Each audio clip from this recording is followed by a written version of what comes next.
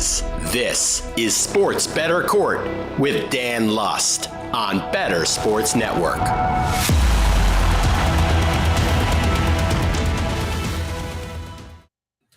Welcome to another episode of the Sports Bettor Court. I am your host, your arbitrator, your dispute resolution dude. It is Dan Lust. So we are here talking sports betting, talking sports law. As we do each and every week, we take you around the sports betting and sports law landscape to kind of figure out what legal issues arise. So as you guys know, I am from the great state of New York.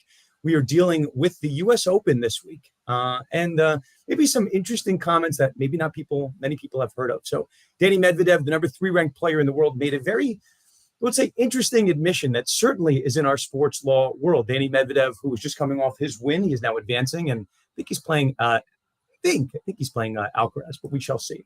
The quote that I want to focus on today is going to be in the world of sports piracy. It's a quote from Danil Medvedev, something you don't normally hear human beings say, let alone professional athletes. Quote, "I guess in a lot of hotels they have Spectrum, so I cannot watch it on TV anymore. I don't know if it's legal or illegal, but I have to find a way because I cannot watch it on TV. So I got the internet and probably pirate websites or something, and I watched tennis there. I have no other choice." So there you have it. Danil Medvedev is admitting in front of a room of reporters that he is committing piracy, that he is streaming tennis illegally because he has to.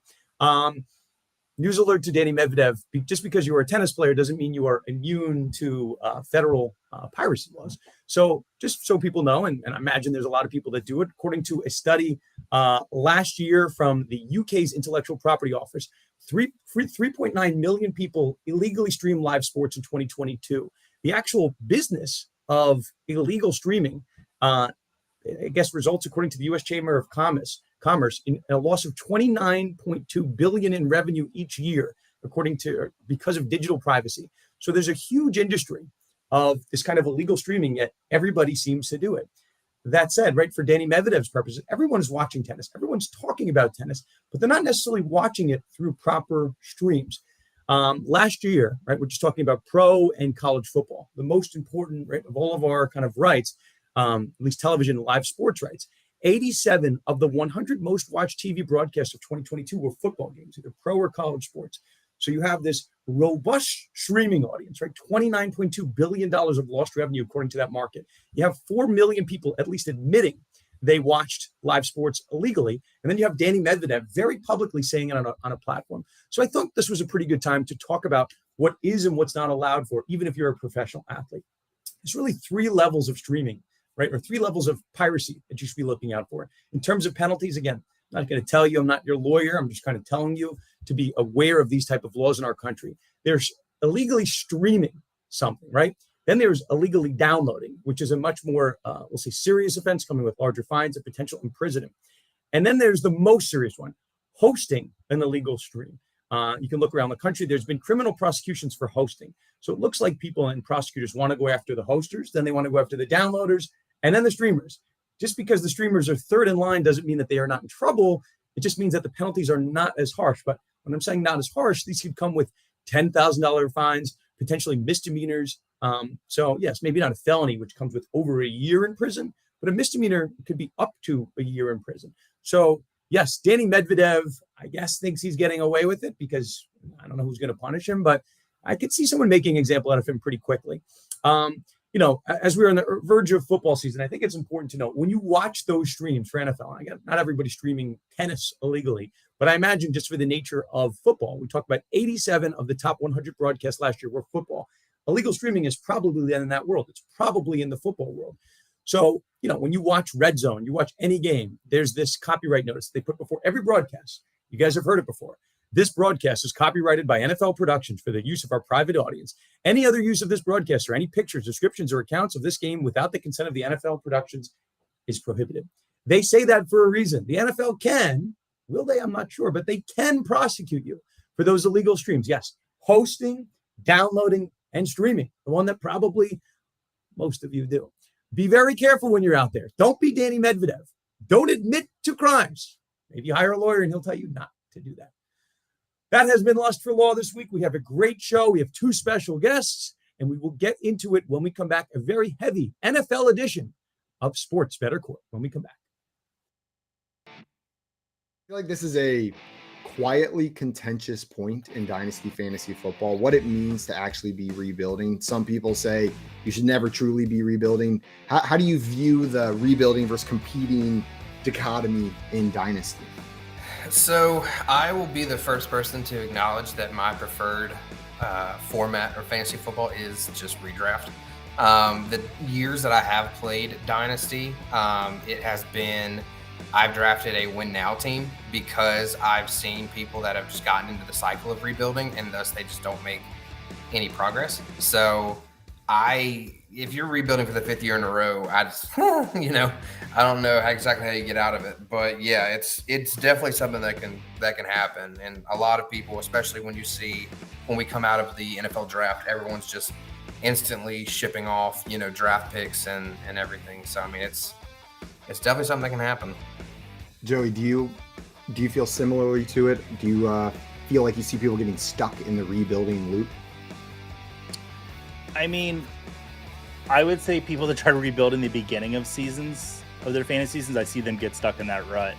I would really try to only ever rebuild if I knew I was going to miss the playoffs. Like, I'm always trying to play to win, even if it's maybe I don't know. I think my big thing is the word rebuild is a much shorter time frame than I think most people say it should be. Like, they look at rebuild as like 3 years out competing. Rebuild, you're looking to compete next season. You know what I mean? Like, if you're doing it now, you're looking to revamp, and maybe there's a one season where you ship it off, but that very next season you should be competing. If you're doing it like that, I'm cool with it, but you got to have a plan, not just keep getting the young players, keep getting the draft picks. Otherwise, you end up like Tim. Maybe not like Tim who gets a bye, but you make the playoffs, you're in that like 4 to 6 range every year, just hovering in the middle. Nothing ever gets better, nothing ever gets worse. I think I play like you in Dynasty, Simon. I play in 3-year windows. 100%. That's my go-to. And with the rate at which Dynasty leagues turn over, you should really only ever play in a 3-year window.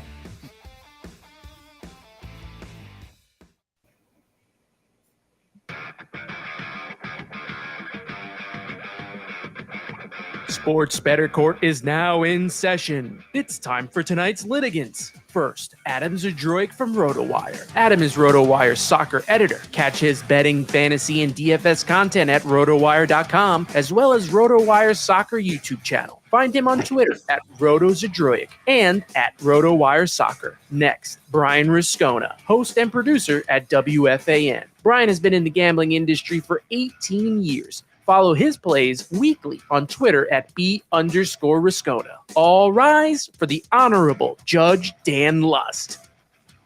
Welcome, litigants, to my courtroom. Thank you, Anthony. Put me in my judge seat right in the middle of this courtroom.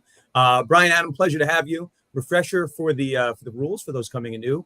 On Sports Bettor Court, we play best 2 out of 3. I give you 3 arguments. You give me an over, you give me an under. The winner is the one that best executes the argument.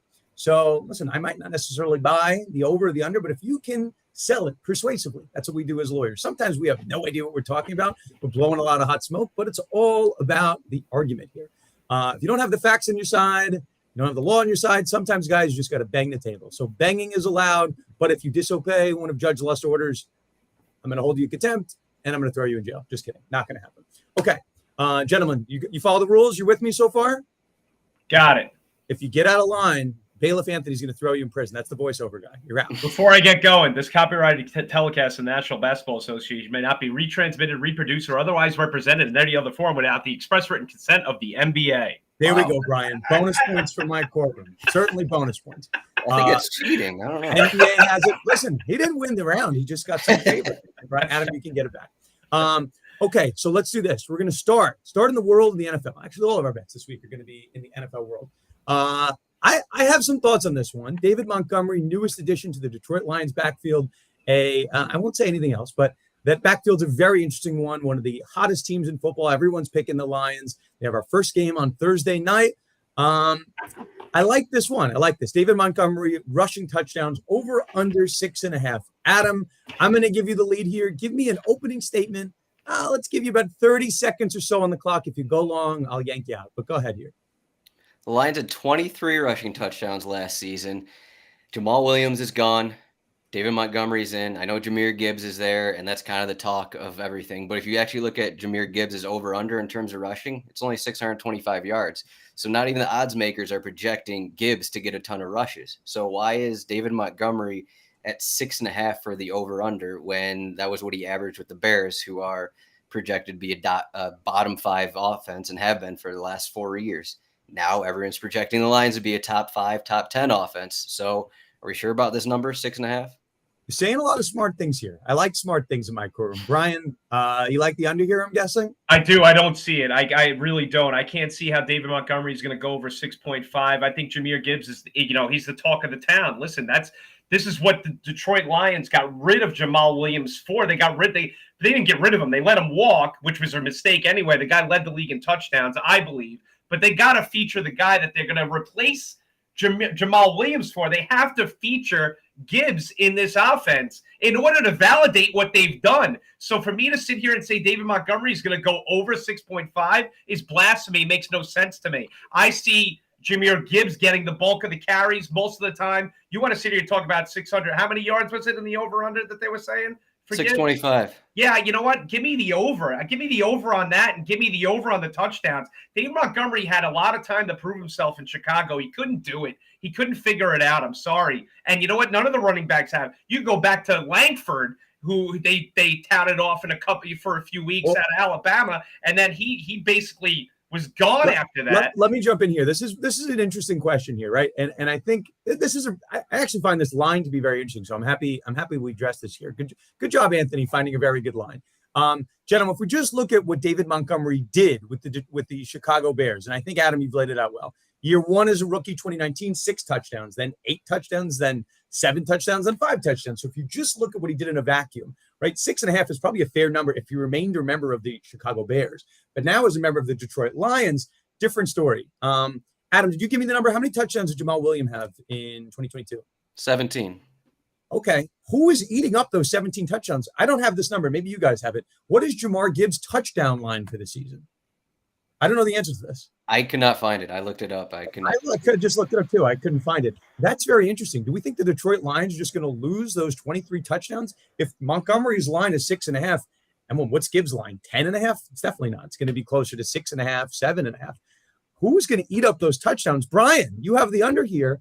Where are those touchdowns going to go? I think they come from the receiving core. I think they're going to come from the receiving core. I think it's going to be a lot of Amara St. Brown. I think it's going to be. I know they lost Hawkinson, but I think it's going to come from the fact of the wide receivers, and I think it's going to come a lot. I'm sorry, they're going to feature Gibbs. You cannot sit here. Dan Campbell's not going to sit here and not feature a guy he took in the first round. It makes no sense. Okay, so Brian, you're speaking to my heart here as someone that spent a lot of money in my auction on Jahmyr Gibbs. I have this exact thought. Same thought why Bijan Robinson is the number 2 running back in every draft.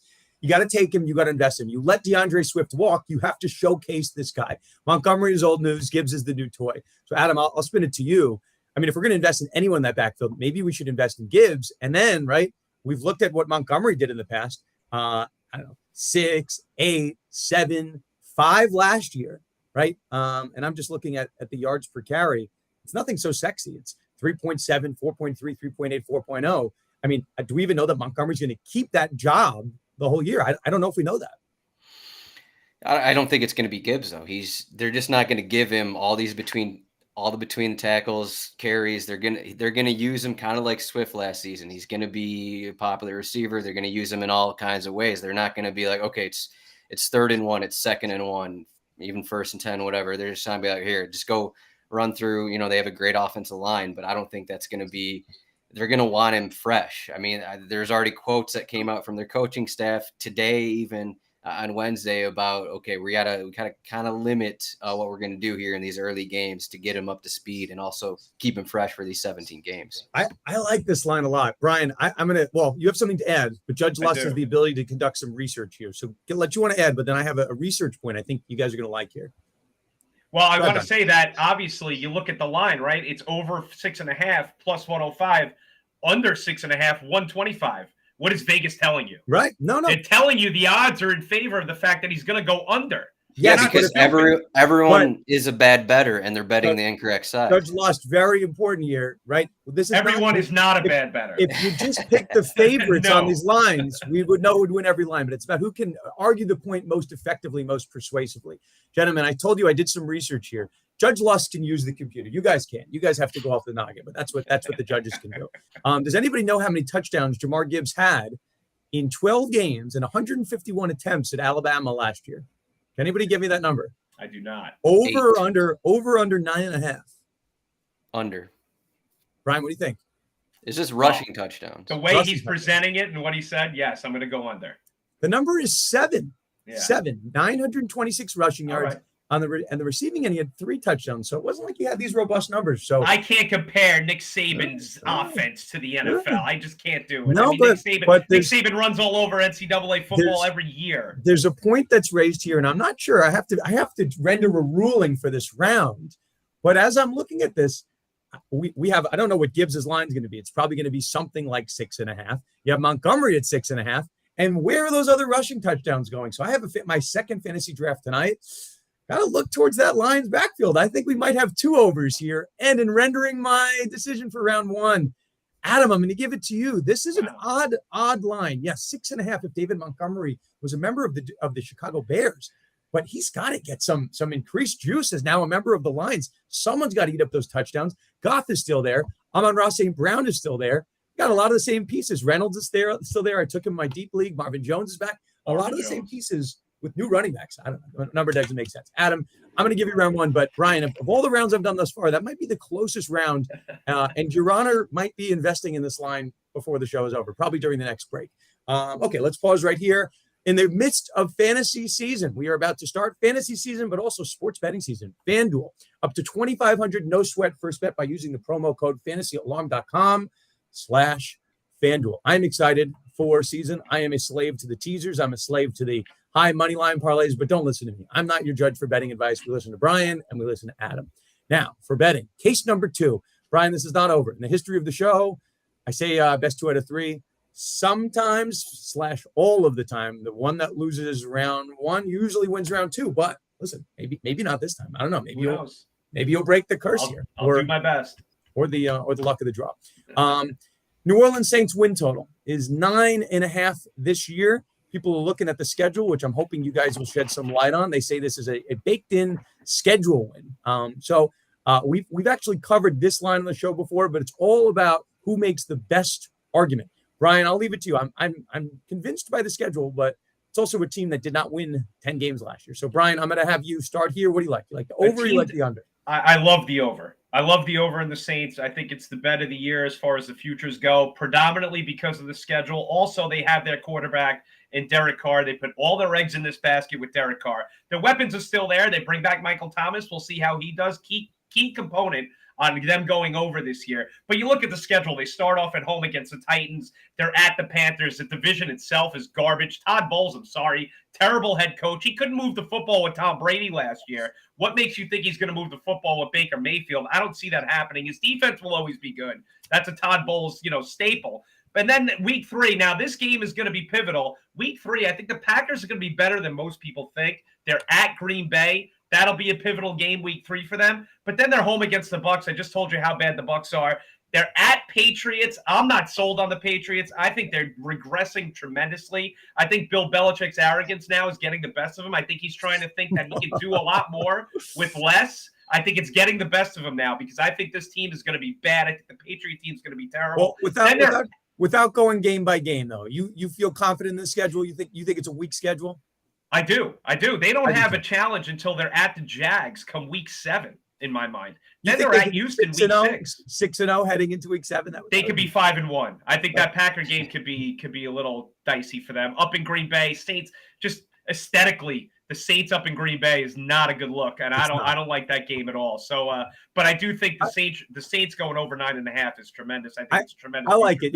Adam, you're going to have an uphill battle here because I like this line, and just a full disclosure. And Dennis Allen reunited with Derek Carr. The judge is invested in 9.5. So listen, if you could convince me otherwise, maybe I'm hedging my bets. I'll take some unders. But Adam, you got a tough uphill battle here. You like the under 9.5? You like it? This is a bet on what team you don't hate in the NFC South, and everyone is coming to the same conclusion. I mean, Brian just went through it. The Bucks are terrible, Falcons are terrible, Panthers are terrible. So, okay, I'm going to go with the Saints. All these teams it has an easy schedule. But you also mentioned Todd Bowles, and do we not care about Dennis Allen here? 7-10 last season, 4-win seasons with the Raiders a while back when he was there. I mean, how much confidence is there in this head coach who just doesn't have much success at all? Derek Carr's there, but what does that mean? If we look back at last season's schedule, Derek Carr actually got shut out against this Saints team. I looked at the numbers for that. He had like 100 yards in it. Good research, Adam. Not very good. I mean, okay, Derek Carr, great. He's there. What does this mean? I just think this is a bet on a team that you don't hate in this division, and everyone's going to the Saints, but I think it's going to be the division winner. I think is going to have 8 or 9 wins because it's going to be one of those divisions where none of the teams are good. Someone has to win it, and it's going to be at 9 wins. I'll jump in here. Memory, listen, as lawyers, we look at precedent. We look back. This time last year, can anybody tell me who the schedule darling was? Does anyone remember? The Philadelphia Eagles were the schedule darling. Everyone said, the Eagles have this great schedule. They're going to go all the way. And then, schmoes like me are like, no, the Eagles aren't that good. Hurts isn't going to do much. And he had a shitty year. Well, shouldn't curse in the show. But, listen, the judge can do what he wants in the court. We're looking at a team that last year, let's just call a spade a spade. The team last year won 7 games. They won 7-10. Do they have an improvement at quarterback? Sure. Andy Dalton, Derek Carr, he can certainly convince us. Jameis Winston the year before. This is a team that won 9 games under Jameis Winston in 2021, won 7 games with Dalton in 2022. So do they have an improvement at quarterback? Sure. Is it the line's 9.5. Is it a 3-win improvement from the team the year before with Alvin Kamara missing 3 games? I'm not really sure of that. Michael Thomas, yes, playing a little bit more, but we'll see how long he stays on the field. Yes, people are looking at the Eagles, and that's why this number is juiced up. If you didn't know the schedule and you were just looking at this team on paper, I don't think you would call this a 9.5 win team. I think you'd probably call it a 7.5 win team, 8.5 win team. On paper, are they that much better than the New England Patriots? I know, Brian, you're down on the Patriots, it seems like, but New England Patriots are a 7.5 win team. At a certain point, we have to look at what the team is. I mean, has Carr, do we trust Carr in a new division, a new system, with wide receivers he's never been with, coming off of the worst year of his career? I think that's the part of it. So, Brian, I'll go back to you here. Do you believe Carr on the Saints? Do you believe he'll have a bounce back year? I think that's a lot of this question. Well, I think that's the question right there. I mean, the most important position in the NFL is the quarterback. I do believe in Carr. I do believe he's going to come back. And listen, is he going to have a year like he had in 2016 where he's potential MVP before he got hurt? That I don't know. But I think it's more of the fact of the division they're in. Desmond Ridder at the helm in Atlanta. No, thank you. Like I said, Baker Mayfield, we've seen this already. And we've seen the Todd Bowles up here in New York. We've seen the whole Todd Bowles regime with the Jets. I'm not sold on them either. You have Frank Reich and Bryce Young over in Carolina. They're going to look to start figuring things out themselves. I'm not sold on the rest of the division. You have 6 games against the division, right? I only mentioned in the schedule 2 of those games. I do think you find 10 wins out of this Saints team. I do. I believe it. I normally we go back and forth, but I'm going to shut this down. Brian, I'm personally invested in this bet. I have the over 9.5. Adam, nice job. I don't know if your heart was in it. I feel like you just gave up. You just were coasting after your round 1 win. Ryan, the winner of round 2, will come back for the rubber match after this. I feel like this is a quietly contentious point in dynasty fantasy football, what it means to actually be rebuilding. Some people say you should never truly be rebuilding. How do you view the rebuilding versus competing dichotomy in dynasty? So I will be the first person to acknowledge that my preferred format of fantasy football is just redraft. The years that I have played dynasty, it has been I've drafted a win now team because I've seen people that have just gotten into the cycle of rebuilding and thus they just don't make any progress. So if you're rebuilding for the 5th year in a row, I just, I don't know exactly how you get out of it, but yeah, it's definitely something that can happen. And a lot of people, especially when we come out of the NFL draft, everyone's just instantly shipping off, draft picks and everything. So, I mean, it's definitely something that can happen. Joey, do you feel similarly to it? Do you feel like you see people getting stuck in the rebuilding loop? I mean, I would say people that try to rebuild in the beginning of seasons, of their fantasy seasons, I see them get stuck in that rut. I would really try to only ever rebuild if I knew I was going to miss the playoffs. Like, I'm always trying to play to win, even if it's maybe I don't know. I think my big thing is the word rebuild is a much shorter time frame than I think most people say it should be. Like, they look at rebuild as like 3 years out competing. Rebuild, you're looking to compete next season. You know what I mean? Like, if you're doing it now, you're looking to revamp, and maybe there's a one season where you ship it off, but that very next season you should be competing. If you're doing it like that, I'm cool with it, but you gotta have a plan, not just keep getting the young players, keep getting the draft picks. Otherwise, you end up like Tim. Maybe not like Tim who gets a bye, but you make the playoffs, you're in that like 4 to 6 range every year, just hovering in the middle. Nothing ever gets better, nothing ever gets worse. I think I play like you in Dynasty, Simon. I play in 3-year windows. 100%. That's my go-to. And with the rate at which Dynasty leagues turn over, you should really only ever play in a 3-year window.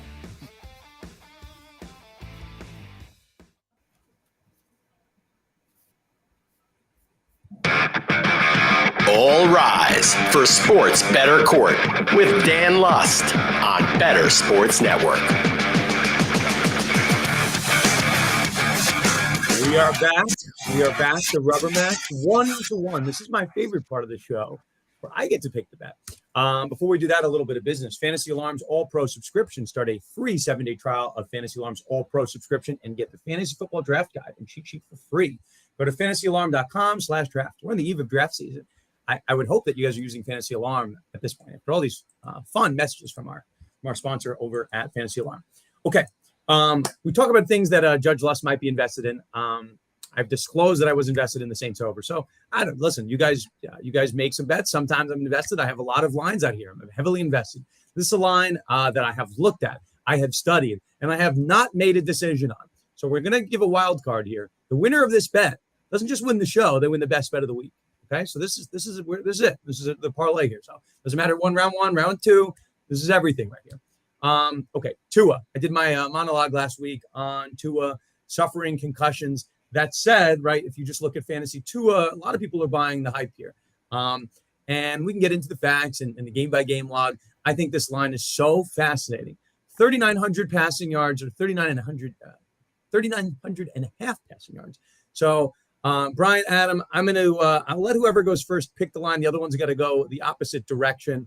Brian, let's go with you. You won round two. What do you like here? The over or the under on Tua passing yards for the season? I love this. This is tough. This is like gut-wrenching right here because, last year he threw for almost 3,600 yards and he had a concussion problem during that whole season. So you're talking literally one game, right? I mean, he could throw for 300 yards in one game and get over that 3,900. Here's the question. This is what you got to ask yourself if you're a gambler right here with Tua and this line. Is he going to stay healthy? I mean, I'm not breaking ground here. I'm not discovering plutonium here when I say this. Is he going to stay healthy? And that's what you're asking me. From what I've seen, and it's been a small sample size, I'm going to say that he's not going to stay healthy. I'm going to say he's not going to go over the 3,900 yards. He doesn't have the running back help either. I mean, how many times we got to see Raheem Mostert on that team? He does have the wide receiver help in Jalen Waddle. He's got Tyreek Hill. He's got Braxton Berrios now, came over from the Jets. He's got weapons out there. The question is, and listen, again, we're just repeating everyone else. Is he going to stay healthy? I'm saying he's not. I'm not, from what I've seen, it seems like he's got the Al-Toon syndrome and he's not going to stay healthy. I have to take the under just based on what I've seen and facts, even though he almost threw for 3,600 yards last year. You know who else has those weapons? Mike White has the same weapons. Okay. Well, it's funny. I was just going to say, you might have a better chance of getting Mike White over 3,900 yards than you do Tua. Adam, go ahead here. I've not made up my mind on this. I'm watching this one very closely.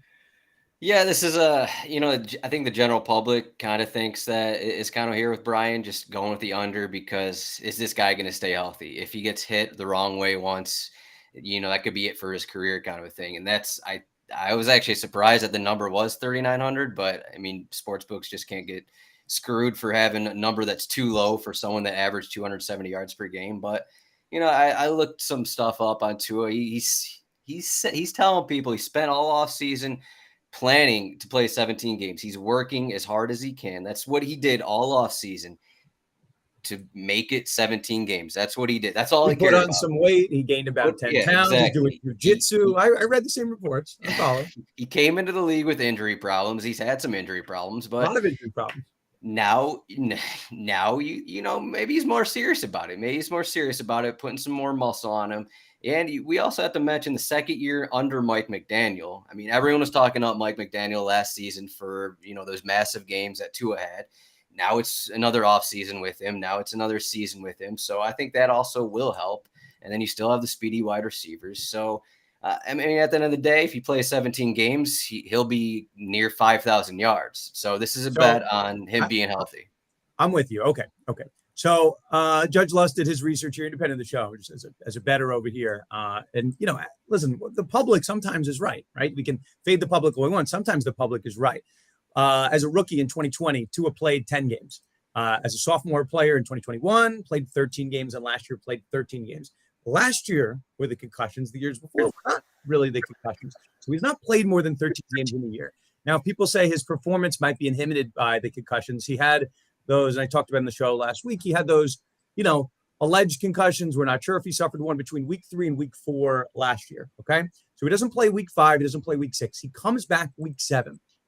So from week 7 to week 15, he played in 8 consecutive games, and then third concussion, he doesn't play week 16, 17. Okay. In that 7-week stretch after the first 2 concussions, we'll put him in quotes because there's some dispute here, he averaged 270 yards a game. Okay. And that's why, Adam, I know you did your research. That's the number, 270 yards per game. You're just doing basic math. If you think he's going to average 270 yards a game, which he has done post-concussion, that factors in that he's going to play, drum roll please, 13 games for the 3rd consecutive year. That's the bet. So do we think that Tua will miss 4 games on the season? That's the question. If you play all 17 games, you just have to average 220 yards. So Tua is a better player than that. The question is those 4 extra games. Brian, I'll go back to you here. This is a make or break year from Tua from a contractual standpoint. Is there any reason that, you know, maybe the Dolphins are looking at Mike White? Maybe they say, we don't want to invest. Maybe Tua is healthy this year, but the guy's already suffered 3 concussions, maybe more from youth. Maybe we don't want to let him play all 17 games. That's my question for you, Brian. 100%. I think that's a valid point out of you. I think 100% there's somewhat of a similar to what's going on down in Dallas where they picked up Trey Lance. And I think that it's similar to the fact that they're trying to have a backup plan for if Tua can't stay healthy, has concussion problems, or underperforms. And I think they had firsthand sight of Mike White. They seen him in the division, see what he could do. Looks pretty good. Looked pretty good. I mean, up here in New York, we were clamoring for him on WFAN. I was on air saying we should start Mike White. And I think that 100% that is the case. I think there is some people, and there's a lot of New York contingency down there in Florida that think Mike White could start. They did say that about Bailey Zappi too, and then they kind of gave him the boot. So let's not put any stock into the AFC East show last year. Adam, I'm going to give you the final word here, and then I'm going to render the ruling for the winner of the show and best bet of the week. Go ahead, Adam. I mean, if your argument is talking about Mike White taking his spot, then I don't know if I have to say anything else. I mean, are Dolphins fans really want Mike White? Is that what they want their season to come to? I don't think so. They know that Tua is their path to the playoffs, to any chance in the playoffs. Mike White is not going to lead them anywhere. So bet on Tua, bet on this over. 5,000 yards for Tua, 30+ touchdowns. Grab him on your fantasy team. Why not? Go all in. See, you're saying, if you're saying that, you're saying the Dolphins are making the playoffs. They're going to the playoffs. I don't know. If he's throwing for 5,000 yards. Hey, everyone's taking, Waddle and Tyreek early in drafts. So why it's got to be Tua. It's got to be the quarterback as well. He's got to be. Gentlemen, I'll pop in here. Okay. I think I'm ready to render my verdict both.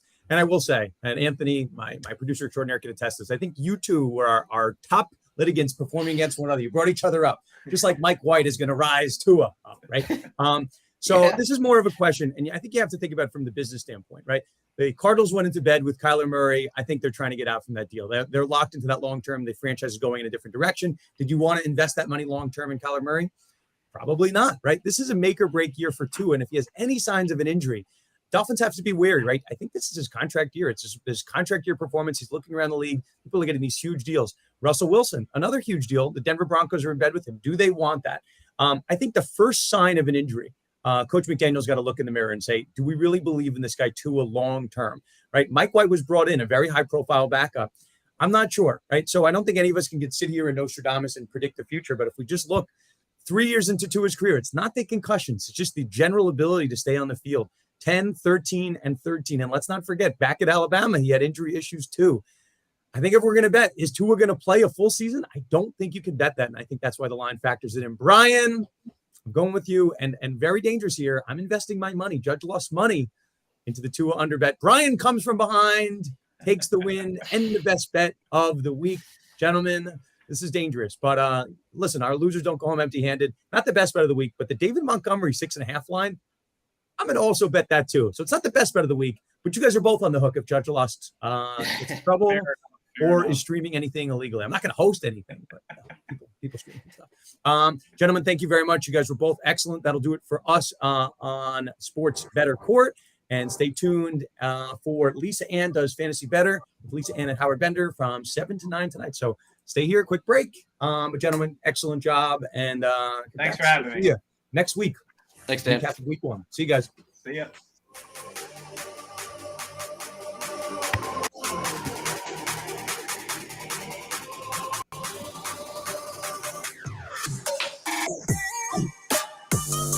Sports Bettor Court is now says. Join us next week, Wednesday at 6 p.m., where we weigh the odds and settle the score with the Honorable Judge Dan Lust.